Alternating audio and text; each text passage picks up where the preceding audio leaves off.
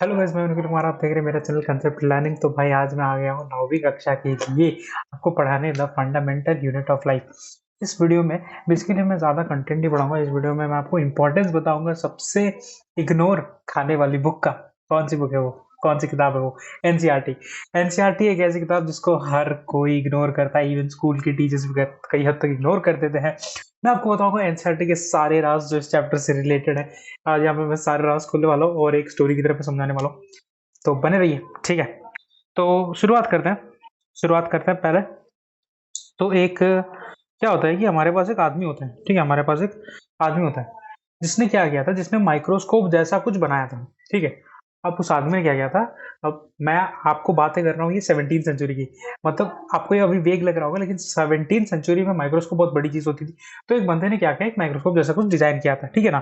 तो उसको ये पता लगाना था कि भाई ये जो मैंने डिजाइन कर रखा है, क्या ये चल रहा है या नहीं चल रहा है। उसको भी पता लगाना था। उसने क्या किया, उस घर के पास एक पेड़ था।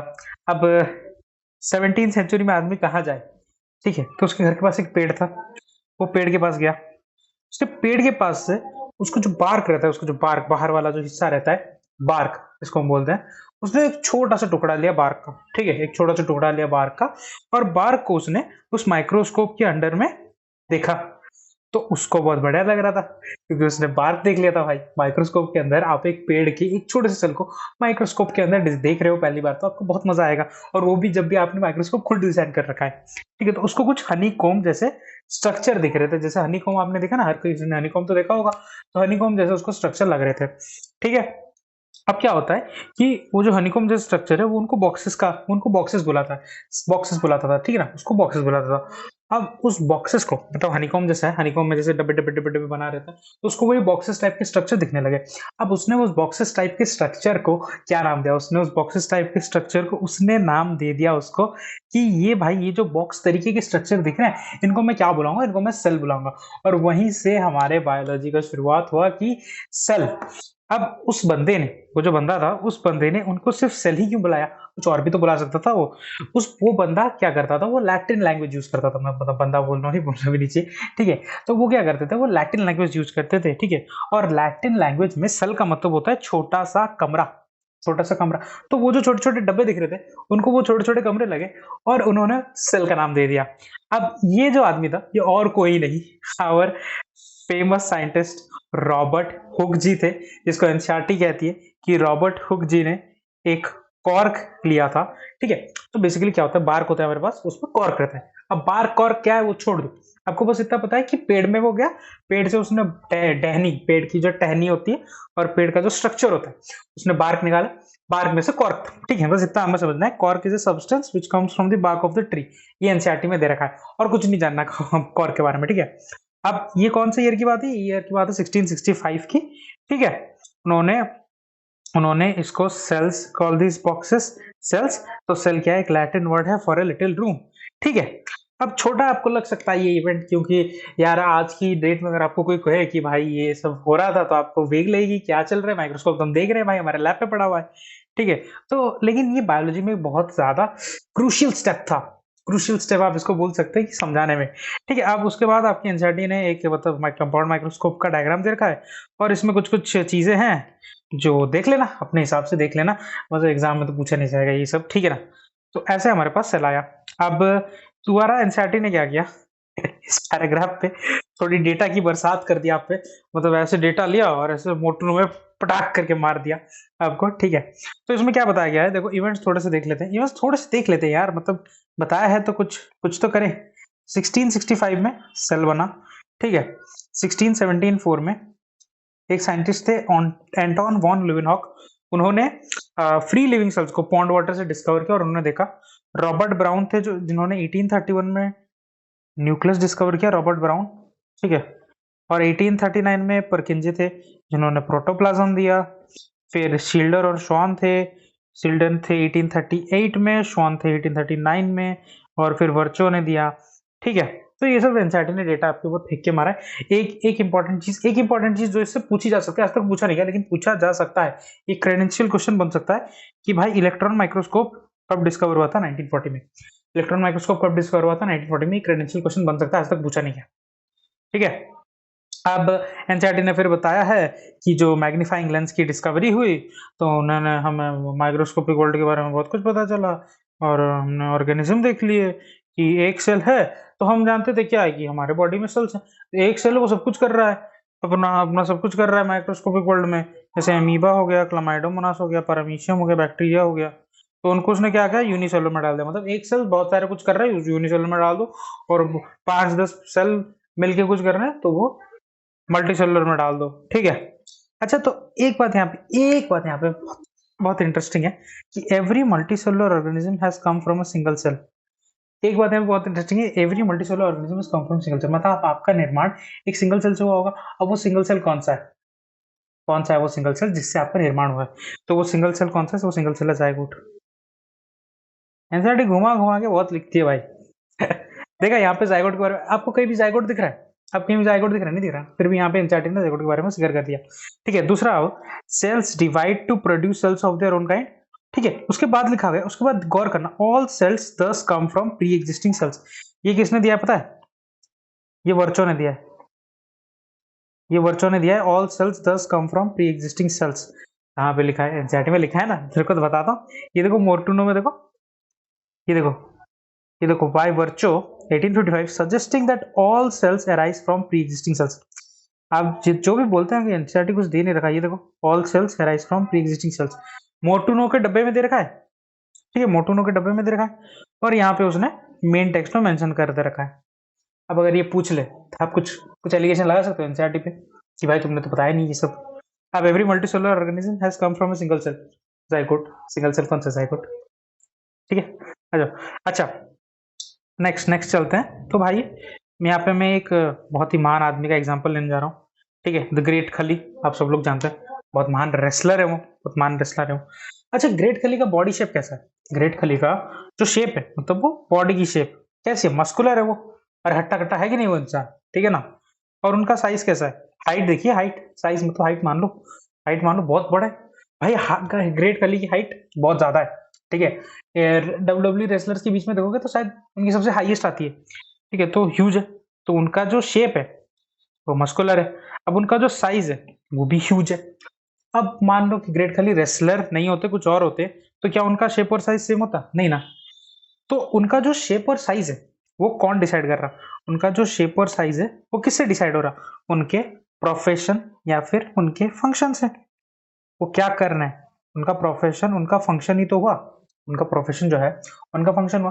तो वो क्या कर रहे हैं, वो क्या कर रहे हैं, उससे उनका शेप और साइज डिसाइड होता है। जैसा हम बिहेव करते हैं वैसा हमारी बॉडी के सेल्स बिहेव करते हैं, क्योंकि हम किससे बने हुए हैं? एट द एंड हम सेल से बने हुए हैं, ठीक है।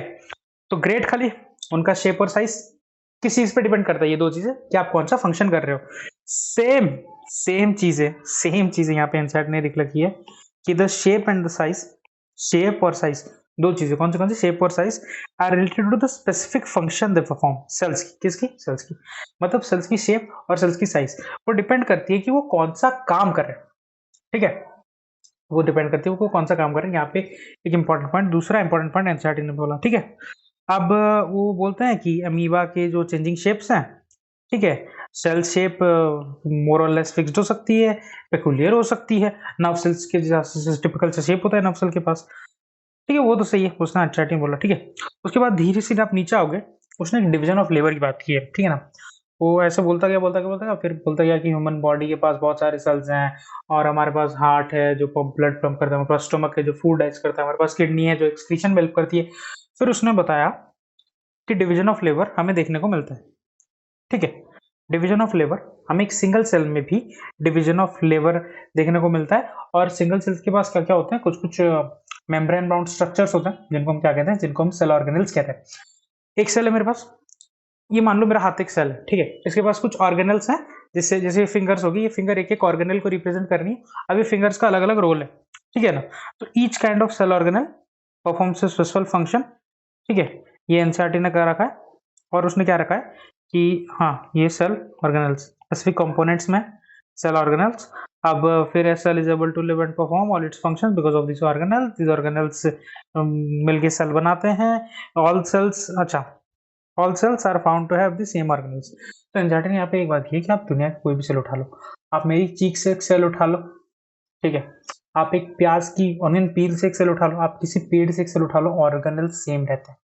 हाँ, प्लांट सेल डिफर कर सकता है लेकिन ऑर्गेनल सेम रहता है। मेरी चीक में जो सेल, मेरे हाथ में जो सेल, मेरे पाँव में जो सेल, आपके भी चीक में वही सेल, आपके भी पाँव में वो सेल, आपके भी हाथ में वही सेल सिमिलर होते हैं। सेम प्रकार के ऑर्गेनल्स हमें देखने को मिलेंगे चाहे कहां से भी आप सेल ला रहे हो। बहुत ज्यादा इंपॉर्टेंट पॉइंट किधर दे रखा है, 9th की एनसीईआरटी में दे रखा है। पढ़ा था आपने 9th की एनसीईआरटी में दे रखा है ये कि ऑल सेल्स, दुनिया जहां में जितने भी सेल्स हैं उसके अंदर सेम प्रकार के ऑर्गेनल्स होते हैं। All cells are found to have the same organelles no matter what their function is और what organism they are found in. अब इतना जो ये रामायण कथा एनसीईआरटी ने लिखी है, क्या ये यूनिसेलुलर पे एप्लीकेबल होगी? उसने एक यूनिसेलुलर ऑर्गेनिज्म कहा था ना कि एक सिंगल सेल है जो बहुत सारे फंक्शन परफॉर्म कर रहा है, उसको हम यूनिसेलुलर कहते हैं, लेकिन ये बातें यूनिसेलुलर पे एप्लीकेबल नहीं हुई। ये बातें केवल और केवल, स्पेसिफिकली मैं बोलूँ तो ये बातें सिर्फ मल्टीसेलुलर के लिए लिखी गई है, यूनिसेलुलर का इसमें कोई रोल नहीं है। ये बातें केवल और केवल मल्टीसेलुलर को ही अप्लाई होगी। ठीक है, आ जाते हैं फिर। उसने देख रखा है फिर और एक चीज उसने बता रखा है कि अगर मैं सारे प्रकार के सेल ले लूं, मतलब एक नॉर्मल कोई सा भी सेल मैं उठा लूं, मतलब मान लो ऑनलाइन सेल उठा लिया, ठीक है ना, तो 3 फीचर्स है हमारे पास। जैसे 3 फीचर्स हैं जो हर एक सेल में मिलते हैं। 3 चीजें जो हर एक सेल में मिलती है, कौन कौन सी? Plasma membrane, nucleus, cytoplasm. 3 चीजें जो हर एक सेल में है, that is plasma membrane, nucleus, cytoplasm. ठीक है, प्लाज्मा मेम्ब्रेन, न्यूक्लियस, साइटोप्लाज्म, 3 चीजें हर एक सेल में पाई जाती है। मेरी चीक की सेल में और प्लांट के एक लीफ की सेल में कौन सी 3 चीजें होगी जो सेम होगी? Plasma membrane, nucleus, cytoplasm. ये 3 चीजें कॉमन होगी हर एक सेल में। क्वेश्चन तो नहीं बना यहाँ से, लेकिन बहुत ही पोटेंशियल रखता है ये क्वेश्चन बनाने का, क्योंकि यहाँ से क्वेश्चन बन सकता है, अच्छा क्वेश्चन बन सकता है यहाँ से, ठीक है ना। तो जो भी एक्टिविटीज, तो जो भी कारनामे सेल करती है वो किन चीजों की वजह से करती है? जो भी कारनामे सेल के अंदर चल रहे, या फिर जो भी कारनामे वो अपने एनवायरनमेंट के साथ कर रहा है, सारी किसकी चीजों से, सारी चीजें करना कौन पॉसिबल कर रहा है? क्यों पॉसिबल है सारी चीजें करना? क्योंकि हमारे पास ऐसी 3 चीजें जो हर सेल में मिलती है, plasma membrane, nucleus, cytoplasm. Important है, याद रख लेना, समझे। फिर प्लाज्मा मेम्ब्रेन के बारे में एनसीईआरटी बताती है कि हाँ भाई एक 3 चीजें हैं तो पढ़ो ना उसके बारे में। Plasma membrane, nucleus, cytoplasm. Plasma membrane है, और पुरानी एनसीईआरटी में क्या था तो पुरानी एनसीईआरटी में क्या था, आ जाओ, पुरानी एनसीईआरटी में क्या था? Plasma membrane is semi permeable membrane. ठीक है, पहले तो परमिएबल का मतलब एंट्री एग्जिट, अंदर बाहर करना, अंदर बाहर अंदर बाहर सॉरी। तो सेमी परमिएबल का मतलब, सेमी परमिएबल का क्या मतलब था? सेमी परमिएबल का मतलब ये था कि परमिएबल का मतलब पहले समझता, परमिएबल का मतलब ये है कि चीजों की एंट्री या फिर चीजों की एग्जिट आराम से करने देना, उसको बोलते हैं परमिएबल। सेमी परमिएबल मतलब कुछ चीजों की एंट्री कर रहा है, कुछ चीजों की एग्जिट कर रहा है, जो चीजें फिक्स्ड है। लेकिन नहीं, प्लाज्मा मेम्ब्रेन, इसको करेक्ट करके नई एनसीईआरटी में प्लाज्मा मेम्ब्रेन को क्या कहा जाए? Selectively permeable membrane. क्या है सिलेक्टिवली परमिएबल मेम्ब्रेन का मतलब? ये है कि वो सिलेक्ट करती है कि तू अंदर जाएगा, तू बाहर जाएगा, तेरे को अंदर नहीं आने दूंगा, तेरे को नहीं बाहर जाने दूंगा। वो सिलेक्ट करती है। सेमी परमिएबल का मतलब क्या था कि ये चीजें बाहर जा सकती है, ये चीज, मान लो मेरे मेरे बॉडी के अंदर CO2 कम है, बाहर से लेगा क्या? सॉरी, ये तो बहुत वेग एग्जांपल दी हमने। मेरे बॉडी के अंदर, मान लो मेरी बॉडी के अंदर O2 ज्यादा है बाहर से, तो लेगा क्या? नहीं लेगा ना। कौन करता है ये काम? Plasma membrane. प्लाज्मा मेम्ब्रेन बताता है कि भाई O2 बहुत अंदर है मेरे अंदर, मुझे और बाहर से नहीं लेनी है, तो वो सिलेक्ट करता है। लेकिन जब O2 बाहर की कंसेंट्रेशन क्या हो जाएगी? लो हो जाएगी। बाहर की कंसेंट्रेशन क्या होगी? O2 बाहर ज्यादा है, मेरे अंदर कम है, तो मैं लेना चालू कर दूंगा। इसको बोलते हैं सिलेक्टिवली परमिएबल। सेमी परमिएबल क्या मतलब होता है कि ऑक्सीजन नहीं आनी, ऑक्सीजन को नहीं आने देना। ओजोन आ सकता है, ओजोन आ सकता है, ऐसा होता है तो सेमी परमेबल। लेकिन हमारी प्लाज्मा मेम्ब्रेन क्या है, वो सेमी परमेबल नहीं, वो सिलेक्टिवली परमेबल है। वो चीजों को सिलेक्ट करती है कि भाई तू इस समय अंदर आएगा, इस समय तेरे को नीचे, तो तू बाहर नहीं जाएगा कि अंदर नहीं आ सकेगा। तो वो सिलेक्ट करती है चीजों को, ठीक है। तो यहाँ पे बताया गया है कि प्लाज्मा मेम्ब्रेन यहाँ बताया कि प्लाज्मा मेम्ब्रेन अलाउज और परमिट्स एंट्री एंड एग्जिट के बारे में बताया गया है। It is also prevents movement of some other material, therefore plasma membrane को क्या कहा जाता है, सिलेक्टिवली परमेबल कहा जाता है, ठीक है। अच्छा, फिर बताती है कि कार्बन डाइऑक्साइड और ऑक्सीजन वो अंदर बाहर हो सकते हैं, मतलब एंट्री और एग्जिट हो सकती है उनकी सेल मेम्ब्रेन से बाय प्रोसेस कॉल्ड डिफ्यूजन। फिर एनसीईआरटी कहती है कि डिफ्यूजन आपने प्रोसेस ऑफ डिफ्यूजन आपने अर्लियर चैप्टर्स में पढ़ रखा है। फिर एनसीईआरटी पता नहीं उसका क्या मूड होता है, खुद आगे जाके डिफाइन कर देती है कि भाई डिफ्यूजन क्या है। तो आप देखो यहाँ पे, आप देखो we have studied the process of diffusion in earlier chapters. Okay, fine. Then we saw that there is a spontaneous movement of a substance from a region of higher concentration to a region where its concentration is low. अब उसने बता दिया है कि भाई तुमने diffusion में पहले, तुमने प्रोसेस ऑफ डिफिजन पहली क्लासेस में पढ़ रखा है, मतलब अर्लियर चैप्टर में तुमने पढ़ रखा है। फिर वो खुद ही डिफाइन कर देती है कि भाई एक स्पॉन्टेनियस मूवमेंट, यहाँ पे मान लो हाई है, यहाँ पे मान लो कंसंट्रेशन लो है, तो हाई से लो की तरफ चीजें चली जाएंगी, उसको डिफ्यूजन बोलते हैं, ठीक है। तो एनसीईआरटी ने ऐसा कर रखा है, तो ठीक है। तो उसने कहा रखा है कि हाँ ऐसे ऐसे होता है, ठीक है। तो डिफ्यूजन क्या करती है, वो इंपॉर्टेंट रोल करती है गैसेस एक्सचेंज में, क्योंकि O2 और CO2 का एंट्री एग्जिट वो डिफ्यूजन से होता है, ठीक है। मतलब हमारे सेल्स में क्या है, मेरी हाथ की सेल में तो नहीं हो रहा होगा ना, मेरे अंदर लंग्स में एल्वियोलाई पाई जाती है, उसके अंदर डिफ्यूजन हो रहा होता है, और वहां से ट्रांसपोर्ट होती है बहुत सारी चीजें, वो 10th में पढ़ोगे आप, ठीक है ना। अब उसमें आ जाता है कि water also obeys the law of diffusion. अब पहली चीज आ जाती है कि ऑस्मोसिस और डिफ्यूजन। तो भाई मैं आपको एक चीज बताना चाहूंगा, ऑस्मोसिस कोई नई प्रोसेस नहीं है। Osmosis no new process, osmosis कोई नई प्रोसेस नहीं है, ये एक तरीके का डिफ्यूजन ही है, टाइप ऑफ डिफ्यूजन। ऑस्मोसिस क्या है, एक तरीके का आपका डिफ्यूजन ही है। देखो बेसिकली क्या होता है, डिफ्यूजन कब कब हम कहते हैं, जब गैस मूव कर रही हो एंट्री एंड एग्जिट। लेकिन जब पानी मूव करता है एंट्री एंड एग्जिट, उसको हम नया नाम दे देते हैं, जो कि हमारा होता है ऑस्मोसिस। उसको हम नया नाम दे देते हैं, जो कि क्या हम देते हैं, ऑस्मोसिस, ठीक है। तो उसमें ये रखा है कि सेलेक्टिवली परमेबल मेम्ब्रेन के थ्रू वाटर मूवमेंट का मॉलिक्यूल्स होता है, सॉरी वाटर मॉलिक्यूल्स का मूवमेंट होता है, तो ऑस्मोसिस, उसे ऑस्मोसिस कहा जाता है। अब ये एक तरह का डिफ्यूजन ही है। और एक बात यहाँ पे दे रखी है, मान लो मान लो जिन जिन लोगों ने चैप्टर पढ़ रखा है, मैं तुमसे सवाल पूछता हूँ। मान लो यहाँ पे पानी हाई है, यहाँ पे पानी लो है, तो क्या पानी केवल हाई से लो की तरफ मूव करेगा? क्या लो से हाई की तरफ पानी मूव नहीं कर सकता? पॉज करके आंसर देना, फिर मैं तुम्हें समझाता हूँ क्या है। क्या है यहाँ पे एनसीईआरटी ने, देखो गौर से देखो क्या रखा है कि ऑस्मोसिस क्या है। ऑस्मोसिस क्या है? It is the net diffusion of water.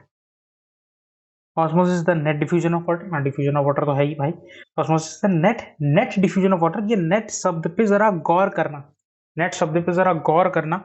NCERT ने भी बहुत गौर नहीं दिया इस शब्द को, लेकिन उसने बाद में समझा रखा है, ठीक है। तो ऑस्मोसिस क्या है, एक net distribution of water across a selectively permeable membrane towards a higher solute concentration, ठीक है। अब उसने यहाँ पे तीन चीजें बता रखी है कि हाइपोटोनिक होता है, हाइपरटोनिक होता है, आइसोटोनिक होता है। हाइपोटोनिक मीडियम में अगर मैं सेल को डाल दूं, मान लो हाइपोटोनिक मीडियम में ये सेल है, मैंने इसको डाल दिया, तो सेल क्या हो जाएगा, सेल मेरा फूल जाएगा, ठीक है। सेल मेरा फूल जाएगा, cell is likely to swell up, उसने लिखा है हाइपोटोनिक सॉल्यूशन के लिए। उसने क्या लिखा है, देखो ये एनसीईआरटी के जो हाइपोटोनिक सॉल्यूशन लिखा है ना, उसके जस्ट नीचे पैराग्राफ दे रखा है, क्या समझा रखा है, देखो उसने उसने कहा रखा है कि water molecules are free to pass across the cell membrane in both directions. अगर ये हाई है, ये लो है, इधर भी आ सकता है पानी, इधर भी आ सकता है, कोई रोक टोक नहीं है। तो फिर डिफ्यूजन होता कैसे, डिफ्यूजन कैसे होता है? But more water will come into the cell then will leave. उसने क्या कहा रखा कि सेल के अंदर, मान लो ये हाई है, मान लो ये हाई है, ये लो है, ठीक है। मान लो ये हाई है, ये लो है, तो इधर क्या होगा, इधर ज्यादा जाएगा, और ये लो से हाई कम जाएगा।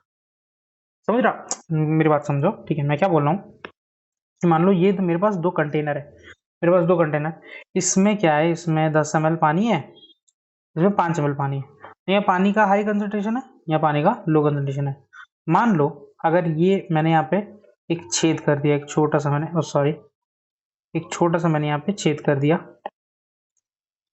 छेद करते हैं भाई, रुक जाओ रुक जाओ। ये देखो, ये छोटा सा मैंने यहाँ पे एक छेद कर दिया, और इन दो कंटेनर्स को मैंने मर्ज कर दिया। सेम हॉरिजॉन्टल लेवल पे बना लेना, ठीक है ना, बड़ा ये लग रहा होगा। तो मान लो अगर यहाँ से नहीं, अगर ये 10 ml से ये 5 ml, तो टोटल 15 हो गया। ओके 16 कर लेते हैं, इजी होगा कैलकुलेशन के लिए। 6 ml कर लेते हैं, ठीक है 6 ml, ठीक है। तो बराबरी कब हो जाएगी, इसमें 8 आ जाएगा, इसमें 8 आ जाएगा। लेकिन किया हुआ क्या, इसमें 2 ml जाने पर, इसमें 10 ml से अगर 2 ml उस 6 ml वाले में गया, इसमें से कितना आया, इसमें से 0.0005 ml आया। तो आप देख रहे हो हाई से लो भी मूव कर रहा है, लो से हाई भी मूव कर रहा है, लेकिन हाई से लो ज्यादा जा रहा है जो कि 2 ml है हमारे पास, और लो से हाई बहुत ही ज्यादा जा रहा है, नेग्लिजिबल अमाउंट हम बोल सकते हैं। ऐसा नहीं है कि पानी सिर्फ एक डायरेक्शन में मूव करता है, पानी दोनों डायरेक्शन में मूव कर सकता है, लेकिन नेट मूवमेंट उसका जो आता है जो, लेकिन उसका नेट मूवमेंट मतलब वो ज्यादा किस तरह मूव करता है, ज्यादा वो लो कंसेंट्रेशन, लो वाटर कंसेंट्रेशन की तरफ वो मूव करता है। इसीलिए आपके एनसीईआरटी ने यहाँ पे मेंशन किया है कि osmosis is the net diffusion of water. वो तो डायरेक्टली भी लिख सकते हैं कि ऑस्मोसिस क्या है, डिफ्यूजन ऑफ वाटर है, लेकिन एनसीईआरटी ने क्या मेंशन किया, osmosis net diffusion of water है, कि वाटर इधर भी आ रहा है और इधर भी आ रहा है, उसका नेट जो डिफ्यूजन निकल के आता है वही हमारा होता है ऑस्मोसिस, ठीक है। और ये हर एक हाइपोटोनिक लिखा है वहां पे दे रखा है, हाइपरटोनिक लिखा है फिर वहां पे दे रखा है, water crosses the cell membrane in both directions but the amount going in as the same the amount going out, so there is no overall movement of water, ठीक है। फिर वहां पे हाइपरटोनिक में लिखा रहा है water crosses the membrane in both directions but this time water and more, but this time more water leaves the cell then therefore the cell will shrink, यहाँ पे सेम साइज और यहाँ पे स्वेल अप, तो हर जगह आपको दे रखा है। बाकी जो मैं आपको बता रहा था कि ऑस्मोसिस कोई नई चीज निकल के नहीं आती है, जो डिफ्यूजन होता है ना, जो डिफ्यूजन का टर्म होता है वो हम गैसेस के लिए यूज करते हैं, और जो लिक्विड्स के लिए होता है, ठीक है। तो डिफ्यूजन डिफ्यूजन कंफ्यूज ना होने के लिए हम उसको ऑस्मोसिस टर्म यूज करते हैं। ऑस्मोसिस बेसिकली एक काइंड ऑफ डिफ्यूजन ही है, तो वो की एनसीईआरटी मेंशन करती है कि ऑस्मोसिस क्या है, एक स्पेशल केस ऑफ डिफ्यूजन है through a selectively permeable membrane. Plasma membrane semi permeable नहीं है, वो सिलेक्टिवली परमिएबल है, ये आपको याद रखना है, ठीक है। तो उसने ये कहा रखा है कि हाँ डिफ्यूजन इंपॉर्टेंट है और ये सब है, ठीक है। तो in addition to this, cell also obtain nutrients from its environment, different molecules move in and out of the cell through a transport requiring use of energy. आज मैं तुम्हें बताता हूँ इसमें दिक्कत कहाँ पे आएगी आगे, ठीक है। उसने क्या कहा रखा, उसने क्या रखा कि जो हमारे पास ये होता है, different molecules move in and out of the cell through a type of transport requiring use of energy. एक ऐसा ट्रांसपोर्ट जिसमें जिसमें एनर्जी की रिक्वायरमेंट होती है, उससे भी जो सेल है हमारा वो न्यूट्रिशन लेता है, उसको हम लोग क्या कहते हैं, उसको हम लोग कहते हैं एक्टिव ट्रांसपोर्ट, एक्टिव ट्रांसपोर्ट। इस ट्रांसपोर्ट का टर्म यूज किया जाता है एक्टिव ट्रांसपोर्ट। देखो ट्रांसपोर्ट 3 तरीके के होते हैं, जिनको नहीं समझ में आ रहा होगा मुझे माफ करना, नौवीं वालों तुमको अगर नहीं समझ में आ रहा है तो, लेकिन लेकिन है ये चीजें एनसीईआरटी में लिखी हुई है। अगर कोई 11वीं 12वीं का वीडियो या फिर कोई ड्रॉप पर अगर मेरा वीडियो देख रहा है तो वो रिलेट कर पा रहा होगा कि कैसी डीप चीजें दे रखी है जो हम 11वीं 12वीं में जाके सीखते हैं, लेकिन वो 9वीं 10वीं की एनसीईआरटी में दे रखी है। तो different molecules move in and out of the cell through a type of transport requiring use of energy, उसको हम लोग क्या कहते हैं, उसको हम लोग कहते हैं एक्टिव ट्रांसपोर्ट, उसको हम लोग क्या कहते हैं, एक्टिव ट्रांसपोर्ट, ठीक है। अब वो कहता है कि प्लाज्मा मेम्ब्रेन क्या है, प्लाज्मा मेम्ब्रेन फ्लेक्सिबल है और ऑर्गेनिक मॉलिक्यूल से बनी होती है, लिपिड और प्रोटीन। तो लेकिन हम जो स्ट्रक्चर है वो सिर्फ इलेक्ट्रॉन माइक्रोस्कोप के थ्रू ही हम देख सकते हैं। अब जो फ्लेक्सिबिलिटी होती है सेल मेम्ब्रेन, सेल मेम्ब्रेन क्या होता है, फ्लेक्सिबिलिटी होता है। सेल वॉल अब क्या होता है, रिजिड होता है। अगर आपने एनसीईआरटी में नहीं पढ़ रखा तो एनसीईआरटी में जाके देखना, सेल वॉल को रिजिड बता रखा है, जबकि सेल मेम्ब्रेन को क्या बता रखा है, फ्लेक्सिबल बता रखा है। सेल मेम्ब्रेन की फ्लेक्सिबल होती है इसलिए आप जानते हो अमीबा जो होता है वो अपने सूडोपोडिया निकाल पाता है, ठीक है, और फूड को एनगल्फ कर लेता है, उसको हम लोग एंडोसाइटोसिस कहते हैं। अब यहाँ पे देखो सेल वॉल उसने बता रखा है कि रिजिड आउटर कवरिंग है, ठीक है, सेल वॉल है। Cell wall basically plant cell wall basically cellulose की बनी हो होती है, और यहाँ पे जो लिविंग प्लांट है वो लूज करता है पानी। कब लूज करेगा, जब आने वाला सॉल्यूशन जो होगा वो हाइपरटोनिक सॉल्यूशन में जब तुम डुबाओगे, उसको प्लाज्मोलिसिस बोला जाता है। और प्लाज्मोलिसिस एक अलग से एक टॉपिक है, पूरा एक टॉपिक है 11th में जब आप जाओगे तब एक टॉपिक है। और वो होता है कि it appears only living cells and not dead cells are able to absorb water by osmosis. Dead cells पानी नहीं खींच सकते बाई ऑस्मोसिस, कहाँ पे दे रखा, 9वीं की एनसीईआरटी में। 11वीं की एनसीईआरटी आप उठा के देखना, आपको दिया होगा। क्यों नहीं ले सकता, क्योंकि उसमें तो या तो लिग्निन होता है या तो सुबेरिन होता है। डेड सेल्स में या तो लिग्निन होता है या तो सुबेरिन होता है। ये दो चीजें उनको पानी लेने नहीं देती। ये दो चीजें वाटर का मूवमेंट स्टॉप कर देती है। ठीक है। अब हाँ, उसने ये प्रेशर के बारे में बता रखा। उसने इस पैराग्राफ में प्रेशर के बारे में बता रखा बेसिकली, जिसको हम टर्गर प्रेशर कहते हैं। ठीक है। और उसने ये बता रखा कि एनिमल सेल्स में वैसा कुछ नहीं होता। उसने ये बता रखा फिर कि आप सेल्स लो और उसको माइक्रोस्कोप के अंडर ऑब्जर्व करो और उसको देखो आपको कुछ डेंसली स्टेन्ड स्ट्रक्चर दिखता है क्या। ठीक है। तो उसने एक न्यूक्लियर मेम्ब्रेन के बारे में बता रखा, और न्यूक्लियर मेम्ब्रेन क्या होता है, डबल लेड होता है, सबको पता है। न्यूक्लियर मेम्ब्रेन में क्या होती है, पोर होती है, जिसको हम लोग क्या बोलते हैं, न्यूक्लियर पोर। ठीक है, ये पोर होती है जिसमें हम ट्रांसफर करते हैं मटेरियल्स का cytoplasm inside the nucleus to its outside, that is to cytoplasm. 11वीं के एनसीईआरटी में डिटेल में दे रखा है, लेकिन 9वीं में इसका इंट्रोडक्शन है। आधे लोगों को ये बात पता नहीं होती कि न्यूक्लियर मेम्ब्रेन डबल लेड है। अगर डबल लेड है तो पोर्स होती है जो ट्रांसफर में हेल्प करती है। अब देखो, ये देखो, ये आपकी अनियन की सेल्स है, और ये रहा न्यूक्लियस, और ये रहा न्यूक्लियोलस। ये देखो, ऐसी दिखती हैं कुछ। अगर खुदा ना खास्ता आपके स्कूल में दिखाया ना हो तो आप देख लो भाई, ये ऐसी दिखती हैं, ऐसी दिखती हैं। ये शायद सैफरनिन से स्टेन किया गया। ठीक है, ये ऐसी दिखती हैं, ऐसी होती हैं ये। ठीक है। और फिर आप ढूंढने जाओ, फिर आप ये ढूंढने जाओ कि गौर करिए एनसीईआरटी, सबसे बेस्ट लाइन जो मुझे एनसीईआरटी की लगती है, इसने क्या रखा कि न्यूक्लियस के पास क्या होता है, क्रोमोसोम्स होता है। न्यूक्लियस के पास क्या होता है, क्रोमोसोम्स। ठीक है। वो जो कैसे विजिबल होती है, रॉड शेप स्ट्रक्चर होती है।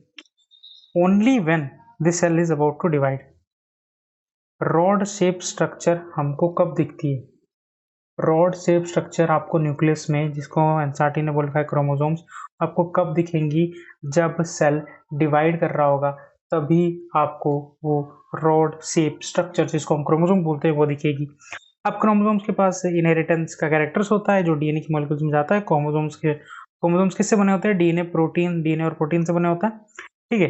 जो डीएनए पूरा होता है, जो पूरा डीएनए पूरा भी काम का नहीं है हमारे, जो फंक्शनल पार्ट होता है, जो फंक्शनल सेगमेंट होता है डीएनए का, उसको हम लोग क्या बुलाते हैं, उसको जीन बुलाते हैं। ये भी एनसीईआरटी ने स्पेसिफाई कर रखा है 9वीं की एनसीईआरटी में।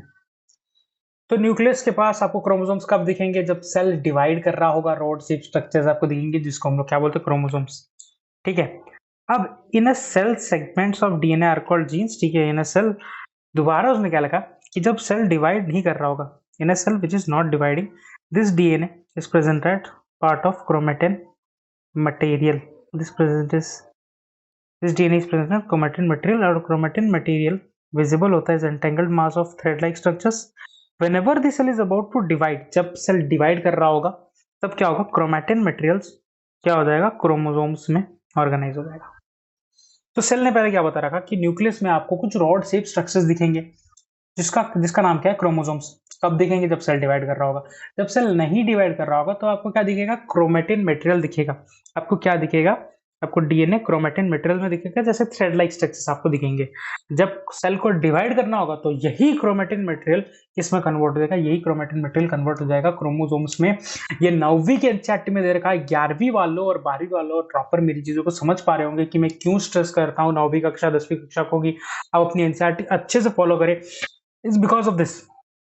शायद 9वीं कक्षा का जो बच्चा देख रहा है वो नहीं समझ पा रहा होगा अभी मेरी बातें, कि क्या चल रहा है, क्या बोल रहा है ये, हमें तो कुछ समझ नहीं आ रहा है, ये तो हमने पढ़ रखा है, ये तो थ्योरी है। नहीं भाई, ये थ्योरी नहीं है। ये ऐसे छुपे छुपे चीजें हैं जो तुम्हें डिस्कवर करनी है। ये ऐसे छुपे छुपे चीजें हैं जो तुम्हें डिस्कवर करनी है। जब मैं बोलता हूँ हर एक वीडियो में कि एनसीईआरटी पढ़ लो, इसका मतलब होता है ऐसे पढ़ना चाहिए तुमको एनसीईआरटी। एक एक चीजें तुम ढूंढ ढूंढ के निकाल रहे हो कि क्या रखा है।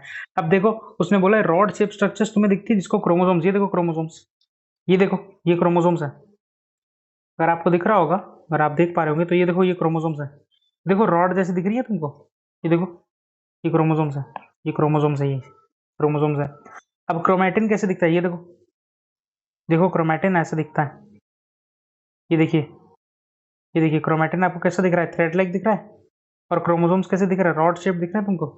ये देखो, ये देखो, ये क्रोमैटिन है, थ्रेड लाइक जो दिख रहा है, और ये देखो रॉड शेप दिख रहा है तुमको, क्रोमोसोम्स। ठीक है। ये बोलती है 9वीं 10वीं की एनसीईआरटी, समझ रहे हो, ये बोलती है 9वीं 10वीं की एनसीईआरटी, ये बोलती है। फिर उसने सेल सेल मेम्ब्रेन में एक चीज दे रखी है कि, सॉरी, ऑर्गेनल्स जहाँ पे शायद डिस्क्राइब होते हैं वहां पे दे रखा है कि many of the function of such organelles are also performed by poorly organized part of the cell. Cytoplasm में दे रखा है जिसमें बोल रखा है कि साइटोप्लाज्म ऐसे बनता है फलाना ढिमकाना, ठीक है। तो many of such functions are also performed by poorly organized parts of the cytoplasm। ये यूनिसेलुलर सेल के बारे में होगी। the chlorophyll in photosynthetic prokaryotic bacteria is associated with membranous vesicles। the chlorophyll in photosynthetic prokaryotic bacteria is associated with membranous vesicles but not with plastids as in eukaryotic cell। ये membranous vesicle को 11वीं 12वीं dropper क्या बोलते हैं इसको बोलते हैं क्रोमैटोफोर्स।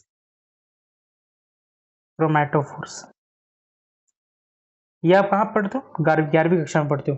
देखा रखा है ये चीजें 9वीं कक्षा में आपको बता रखी थी कि जो क्लोरोफिल होता है फोटोसिंथेटिक प्रोकैरियोटिक बैक्टीरिया में, वो मेम्ब्रेनस वेसिकल्स में होता है, जिसका आप आगे जाके बस नाम पढ़ते हो क्रोमैटोफोर्स। बच्चों का दिमाग खराब हो जाता है कि क्रोमैटोफोर्स आखिर में है क्या। अरे 9वीं कक्षा की एनसीईआरटी खोल ले भाई, बता रखा है कि मेम्ब्रेनस वेसिकल्स में फोटोसिंथेटिक पिगमेंट होते हैं, उनका क्रोमैटोफोर्स बोला जाता है। अब तुम्हें समझ आ रही है इंपॉर्टेंस, अगर कोई 11वीं 12वीं ड्रॉपर देख रहा है, अगर तुम्हें समझ आ रही है इंपॉर्टेंस एनसीईआरटी की, 9वीं और 10वीं कक्षा की एनसीईआरटी की, ठीक है। अब उसने बता रखा कि मेम्ब्रेन बहुत इंपॉर्टेंट होता है, तो उसने वायरस के बारे में बता रखा, और वायरस बोलता है कि वायरस के पास कोई मेम्ब्रेन नहीं है, तो वो लाइफ के कैरेक्टरिस्टिक्स नहीं दिखाता अनटिल एंड अनलेस वो लिविंग बॉडी के अंदर घुस जाए और उसकी सेल मशीनरी को यूज करे डिवाइड करने के लिए, ठीक है। तो इस वीडियो से आपको, आई होप आपको एनसीईआरटी का जो इम्पोर्टेंस है, जो 9वीं वाले हैं उनको एनसीईआरटी कैसे पढ़ना है और जो एनसीईआरटी को ओवरऑल इम्पोर्टेंस निकल के आता है, आई होप आपको वो क्लियर हो गया होगा, ठीक है। तो ये एक बेसिक वीडियो था जिसमें मैंने इंपॉर्टेंस ऑफ एनसीईआरटी, बेसिकली मेरा मेन फोकस था यहाँ पे आपको ये समझाना कि एनसीईआरटी की इंपॉर्टेंस क्या है, ठीक है। तो इस वीडियो को यहीं पे रखते हैं और मिलते हैं आपसे अगली वाली वीडियो में। तब तक के लिए बाय बाय, जय हिंद, जय भारत।